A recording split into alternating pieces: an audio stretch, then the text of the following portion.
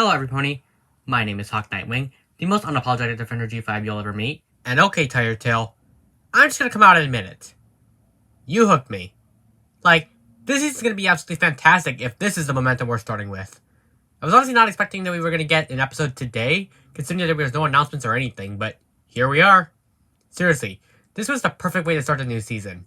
And you're about to find out why. Before we begin, if you are new here and you are not subscribed to the channel, then what are you waiting for? We analysts appear to be a dying breed at the fandom, as mindless hate videos are all the rage now. So if you like what you see here and you want to see more, then feel free to slam that like button and subscribe to the channel for more amazing funny content just like this. YouTube's algorithm works in mysterious ways. Small contributions like this make a huge difference in helping me grow.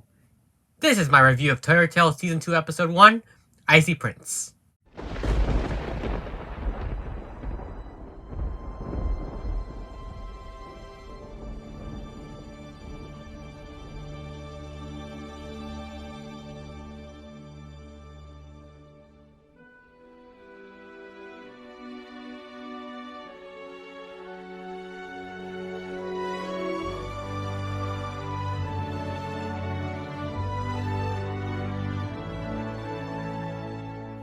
So the episode starts off with Zip flying through Maritime Bay. We see brief glimpses of the remaining main 5, or should I say main 6 now, doing their everyday lives. While enjoying her life and listening to music, she stumbles into the Bridalwood Forest, only to see that a decent portion of it is covered in ice. She also spots a frozen paw print that she recognizes and tries to warn Hitch. However, she actually sends a video message that was meant for him to the entire town and gets them all riled up, thinking that a giant snow monster is about to destroy them all. But Zip's able to calm them down and get Sunny's help investigating what it was.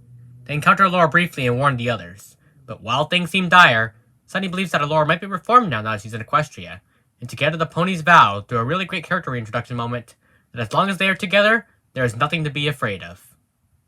So, what do I think of this episode? Well, for me, it is the perfect start to Season 2. Seriously, you can really tell the difference from early Season 1 to now. The staff seem to be really embracing that Tired Tail is now the main show for the year, and went all in on transitioning it to be more story-focused.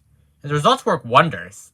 I mean, I didn't expect we would get to see Allura show up in the very first episode. That really goes to show that the stakes have been raised considerably here.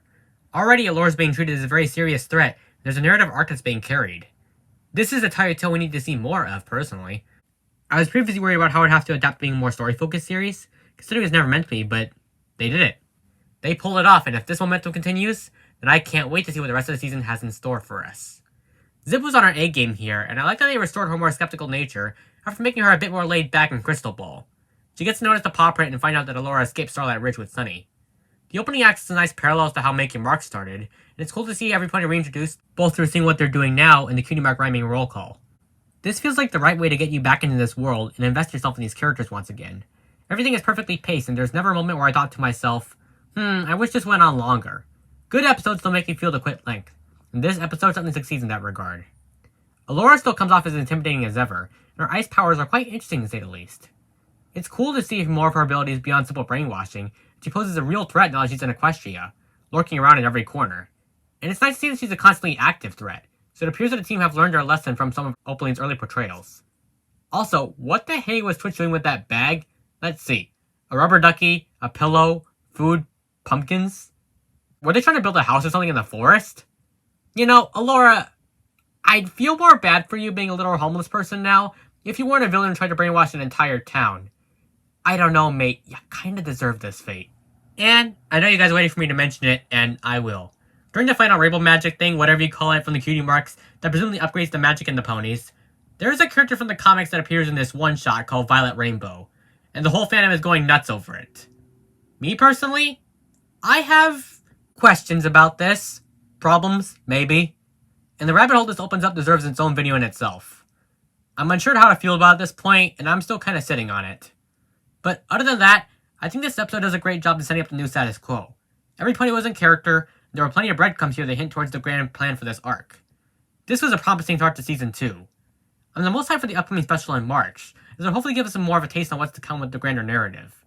Honestly, if they continue to play their cards right for these next 47 episodes, then I genuinely think that G5 finally has a chance of winning audiences over, and we can finally call our revolution a success. Will that happen? Knowing the mainstream fandom's stubborn and arrogant nature? Probably not, but hey, an analyst can only dream, as I always say. But what do you all think? Was this the perfect opener to Season 2 for you, or was it something left to be desired in execution? I'd certainly be interested in reading your thoughts, so let me know in the comments below. Until next time, this is Hawk Nightwing signing out. Hoof to heart.